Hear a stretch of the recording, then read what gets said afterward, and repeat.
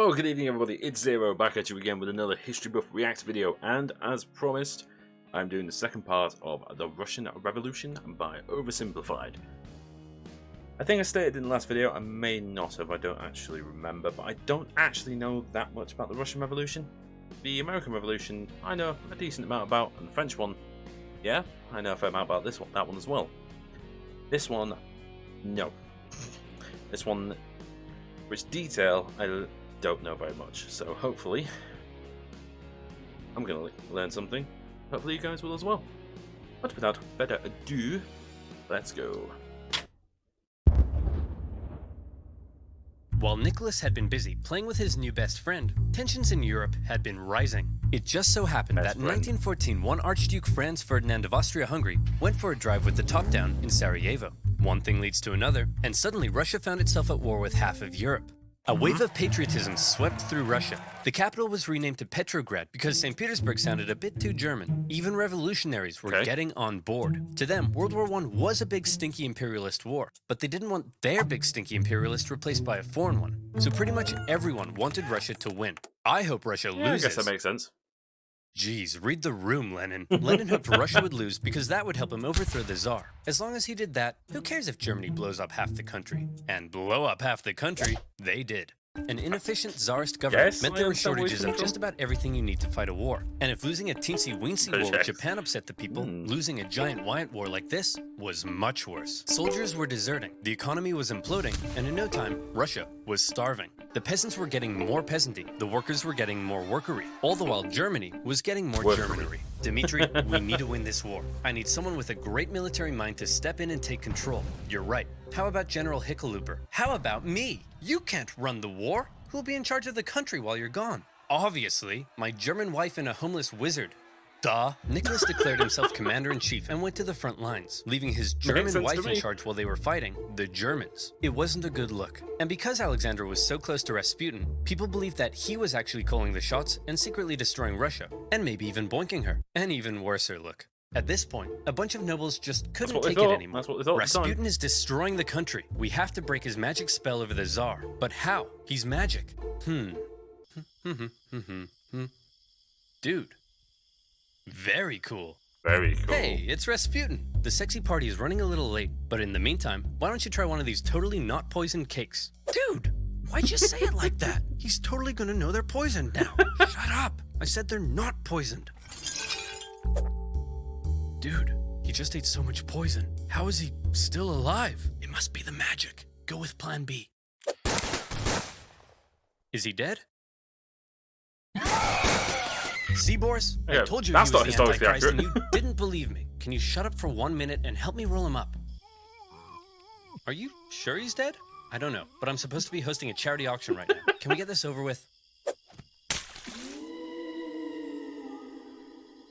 Okay, now he's dead. The murder of Rasputin, just like his life, is shrouded in mystery and speculation. He probably didn't really die like that, but he also probably didn't really heal people. He probably didn't influence the Tsar as much as people thought. He probably wasn't secretly destroying the country. But what he definitely did do, even in his death, was ruin the Tsar's reputation. Russia's autocracy looked more outdated than ever, and the Russian people were taking notice. Come on, men. Remember what we're fighting for. Yeah, no. We're out. World War I left Russia broke, hungry, and exhausted. And with Nicholas acting as commander-in-chief, he was getting even more blame. For the second time, Russia was on the brink of revolution. Attempt number 2. By 1917, Russia... Just before we go much further, yeah, there's a few theories about what actually happened to Rasputin. The poisoning, I think, is generally well accepted, but the poison just didn't seem to do anything to him. Which, on its own, is a little bit freaky. There was a lot of poison that they gave him, and it just didn't seem to affect him, which is kind of weird. Second one with the shooting, yeah, there was also one about him being beaten as well, because he had some anomalous outside wounds during this autopsy, but they couldn't.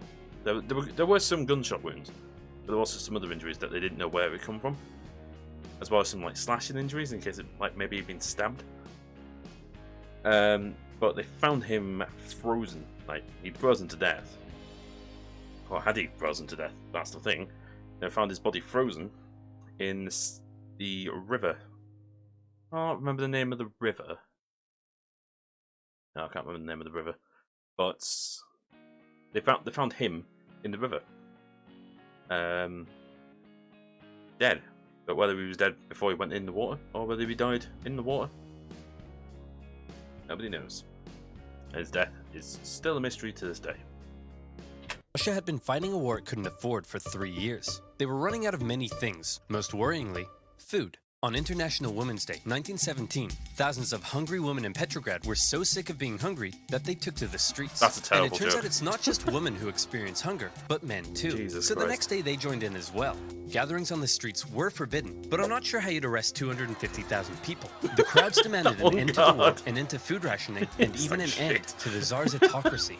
Now, normally the troops would deal with this kind of thing, but as it turns out, soldiers get hungry too, and they were also tired of having to kill their fellow Russians so much. So entire regiments mutinied in the capital, and they joined the crowd as well, trashing symbols of the Tsar and his autocratic regime. Things were escalating very quickly. Liberal politicians watching the riots in the streets had long been dissatisfied with the Tsar, since he would shut their parliament down anytime they did something he didn't like. They believed the only way to bring stability back to the streets was for Nicholas II to abdicate. The riots continued. The police fired on soldiers. Soldiers fired on soldiers. The workers re-established the Petrograd Soviet. Politicians began arresting the Tsar's ministers. He may have been an autocrat, but he just lost complete control of his capital city. Talk about embarrassing. Nicholas, the troops have turned against us. The people have taken over the city. They've even cut my phone line. Hello? Hello? The phones are down. Things must be bad. I'd better go back there. Nicholas hopped on the next train back to Petrograd, but he never made it to the city. His train was met by military generals and other politicians. What's going on? Nicholas, look man, we need to talk. It's not you, it's us. Aw, who am I kidding? No, it's definitely you. During the whole crisis in Petrograd, the liberals convinced the generals that if Nicholas abdicated, the people would calm down, and the generals were on board. They didn't have time to quell the chaos, because don't forget, they were still losing a global, all-encompassing war against the Germans. And with the military no longer on his side, Nicholas had no choice but to step down. Throughout his entire reign, he had done everything he could to keep all the power for himself, and in the end, that's exactly what left him with none. Yeah. But then there was a big question. Who would replace Nicholas? Well, his son Alexei was next in line. Hey buddy, Daddy couldn't handle the complex socioeconomic problems of a giant multinational, multi-ethnic empire that's engaged in total war with all of Europe. You think you could give it a shot? Alexei just wasn't ready to be Tsar. Nicholas did have a brother, but given the state of the empire, he wasn't keen either. And so, 300 years of Romanov rule in Russia just kind of came to an end. The earlier 1905 revolution hadn't changed much, but this new revolution had left Russia without a Tsar. And still, before the year was over, there would be one more revolution left to come. Nicholas's failure as commander of the armed forces was the final straw that broke the camel's back. Do you think maybe you could have done any better? Well, guess what? It's time to find out in Rise of Kingdoms. Rise of Kingdoms is an epic, massive multiplayer, free-to-play, real-time strategy game. Choose from 11 historical civilizations, including Rome, China, or France. Yes. You can form alliances with other players, or conquer the crap out of them in real-time strategic battles. Oh look, it's Master Tactician and handsome General Alexander the Great. If you want my advice, the troop is the most important chess piece in a battle. In Rise of Kingdoms, each troop can be controlled. To win a battle, you need to utilize careful positioning through unique troop formations, while using terrain to your advantage. By literally won the Battle of Gaugamela with fewer troops by using superior strategy. You're wrong. Joan of Arc. That's right, noob. Listen up. I'm about to drop some knowledge. The commander's skill is way more important. Each Rise of Kingdoms commander has their own unique skill. Look at me. I've added attack and defense buffs to my troops. Whoa. I'm also able to cure my wounded soldiers. Particularly well. Cool. And I can increase their wood gathering speed by 10%. What's going on right now? Not as cool, but okay. In Rise of Kingdoms, the decision is yours. Now go ahead. Choose your favorite real historical figure and lead your troops into real-time battle. Download Rise of Kingdoms now for free by clicking on the link in the description below. Join me and 50 million other online players and guide your civilization from a lowly clan into a great empire. Including the soldiers, now where was I? The police, and the people. Hungry woman, absolute chaos, and the end of the Tsar. Oh, hey guys, says here there's been a revolution, and the reign of the Tsars has ended. Oh, come on, I missed another one? Why am I even in this video? Well, it's not like you could have done anything. As long as there's a world war, you can't get back to Russia.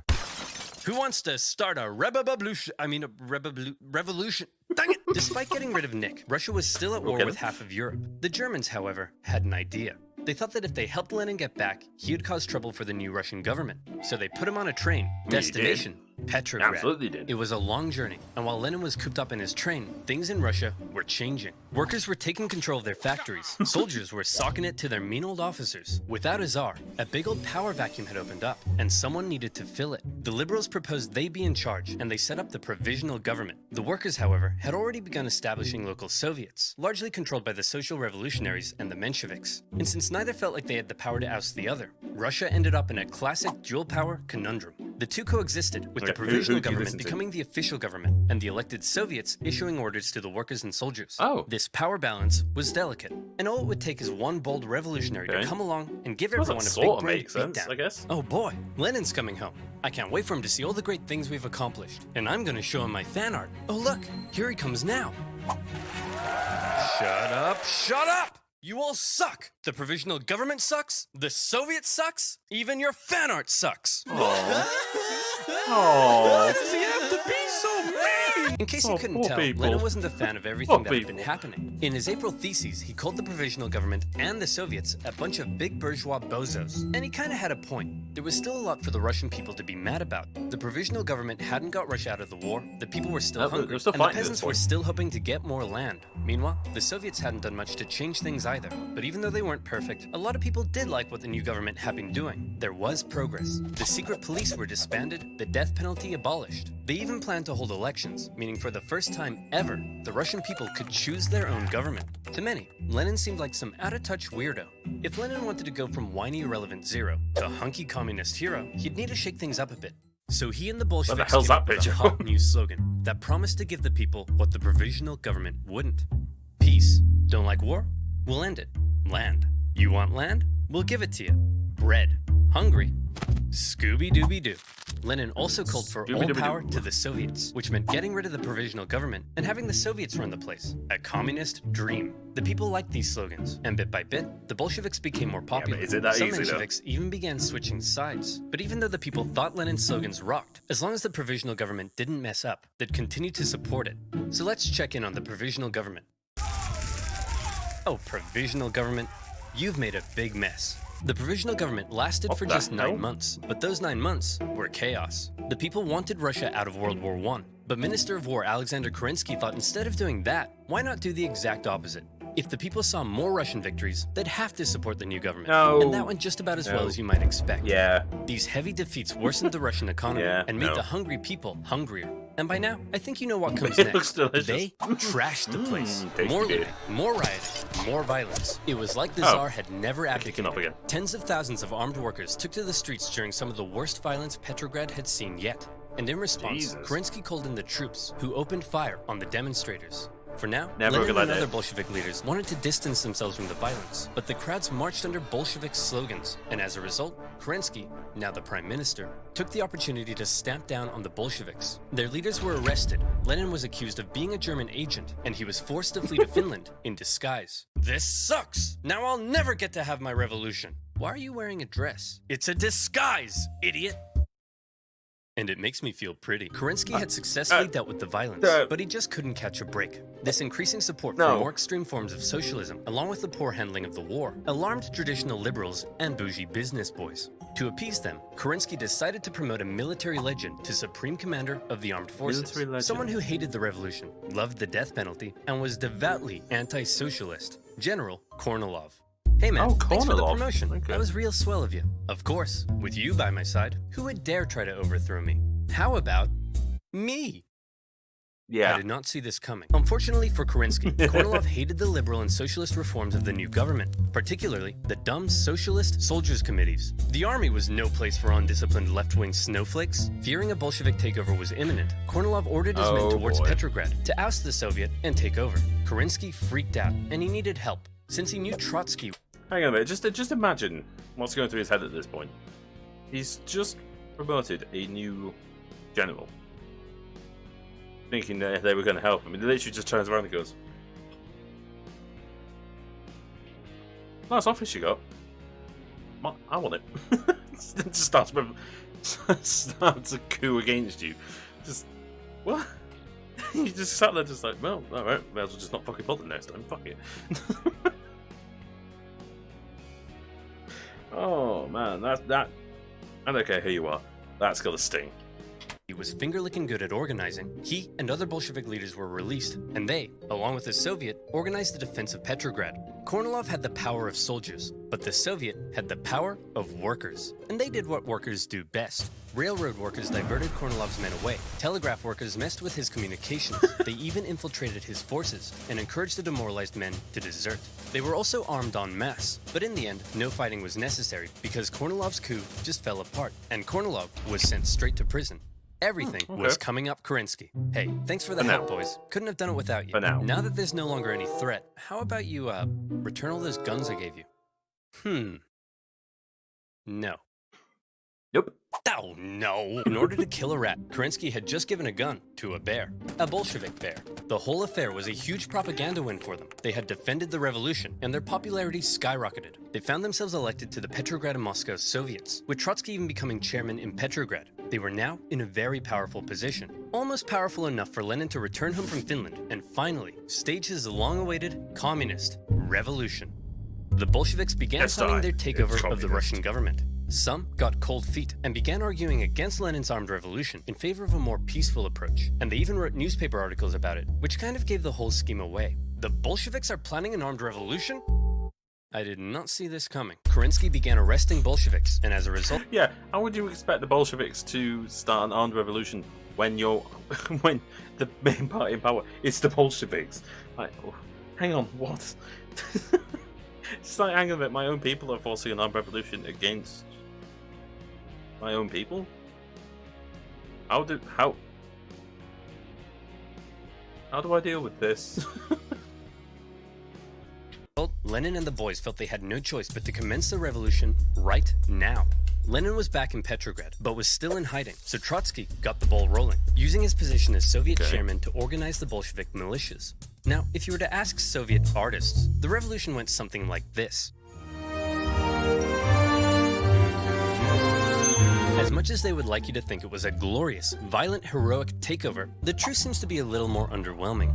The Bolsheviks just kind of walked into key buildings in the city and took control. Bolshevik supported sailors even brought in a huge battleship, but there wasn't really any fighting. Nobody really tried to stop them. In just one day, they took control of the city. Next, Kerensky just managed to escape before the Bolsheviks surrounded the Winter Palace, placing the provisional government under siege inside. Is it safe to come out yet? I think so. Fear my revolutionary might. Give me that. That night, Lenin came out of hiding to play a bigger role in the revolution. With him back at the helm, they had one more job to do: storm the Winter Palace and arrest the provisional government. And here comes the final showdown. The palace was defended by a force known as the Battalion of Death, who immediately gave up. And just like that, Lenin had won. As far as violent, bloody revolutionary uprisings go, this wasn't really one of them. But Lenin was finally in charge of Russia. He had spent his whole life dreaming of this moment. He set up the first Council of People's Commissars, his own cabinet, with him in charge.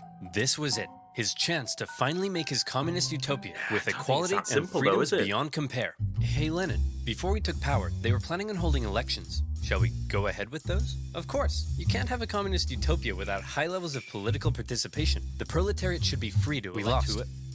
What? The social revolutionaries won. We lost.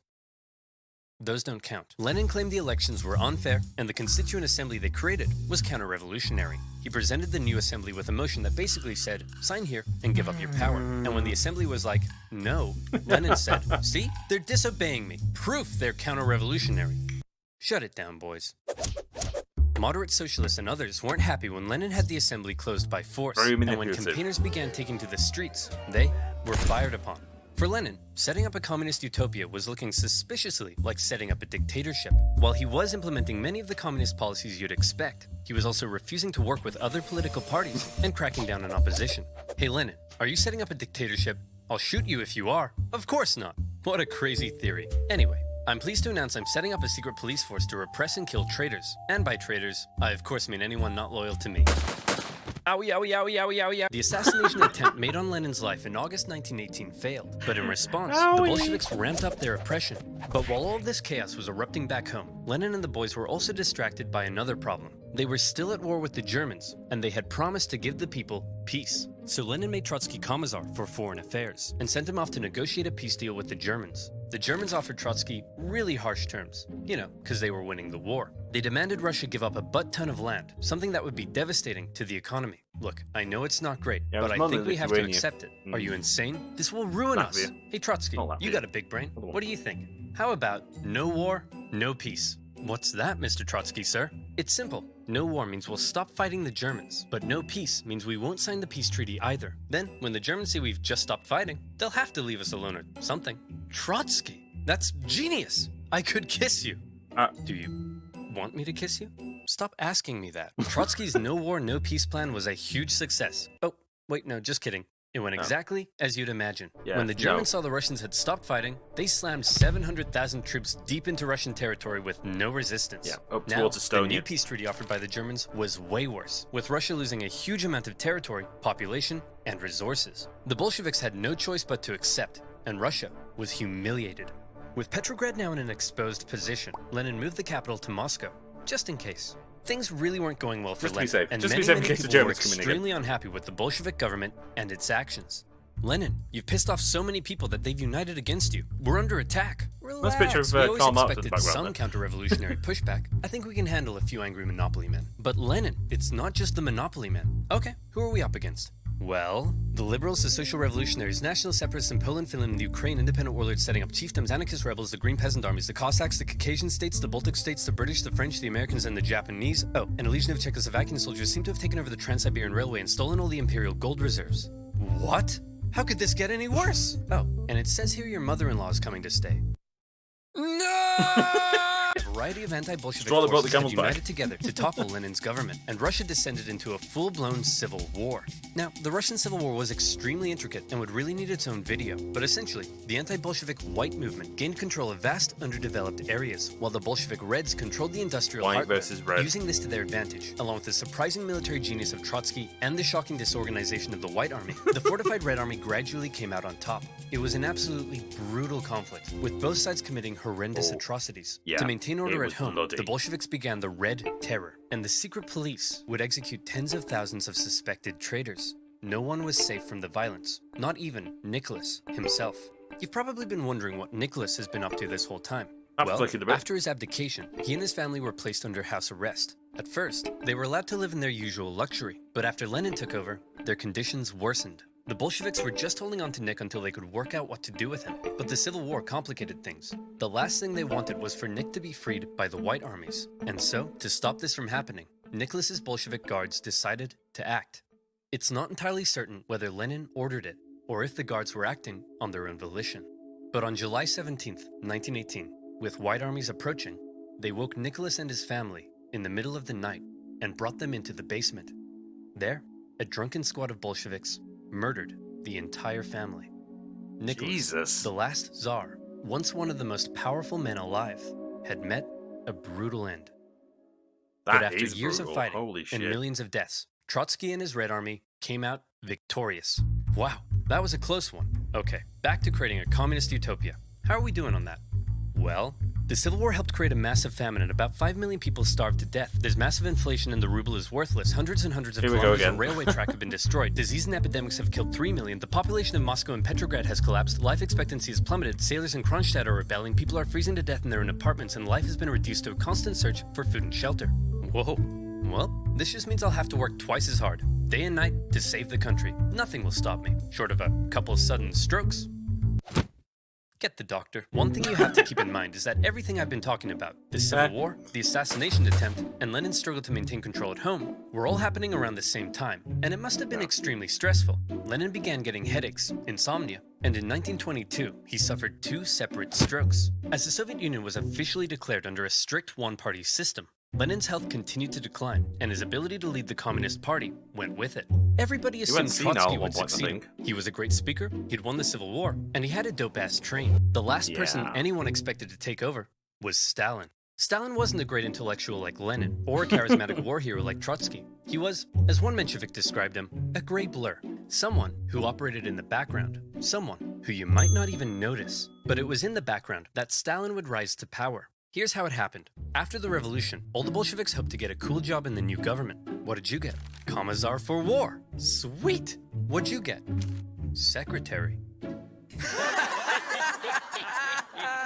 Stalin was made general secretary for the Communist Party. It wasn't what he wanted, but Stalin quickly realized that even though it wasn't fancy, it was a powerful position. As secretary, he had the power to give people jobs within the party. So he would give jobs to all of his pals, who in turn would give him their support. The more pals he gave jobs, the more power he got. The more power he got, the more pals he got. Lenin may have been having wall-to-wall strokes, but he was still involved in the party, and he was taking notice. He wasn't a fan of Stalin abusing his position, or insulting his wife to her face. Lenin knew he couldn't let Stalin take over, but by this stage, he was just too sick to fight it.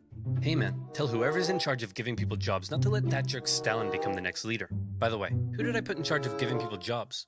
That would be Stalin, sir. Blah. Whoa. Deja vu. Yep. Lenin's last wish was to not let Stalin take over, but by the time he died, Stalin was too powerful to remove. He had his remaining opponents arrested or killed. Trotsky was banished and fled to Europe. Eventually, he would be assassinated by Soviet spies in 1940. Our dear comrade Lenin has died. We should have a state funeral. No, let's mummify him and put him on display so people can look at his dead body forever. That's gross. You're gross. Guards, kill him. Lenin had waited so long to take control in Russia, but he never got to see his communist utopia. His short time in charge was spent dealing with the destroyed Russian economy, World War I, and the Civil War. He was cruel and merciless, but he really did seem to believe communism would make Russia a better place. Stalin, on the other hand, would take the Soviet Union down a different path. If you thought Lenin was a tyrant, well, you ain't seen nothing yet, girl. A secret police state, a rapidly militarizing superpower, led by a paranoid man who deeply distrusted the West, would see the world come to the brink of nuclear annihilation. That's right, I'm talking about the Cold War. Remember to click the link in the description below to download Rise of Kingdoms for free. Fight alongside Al. Yep, that's the end of the video. Well, there was a lot to take in there. I was just literally sat there just taking it in. A lot of information. A lot of good information though. Really good information. There were some things that I genuinely didn't know. I didn't realise that map of the white and the red armies, didn't know about that. I knew kind of where they were and what they stood for, but I wasn't really sure about what they were.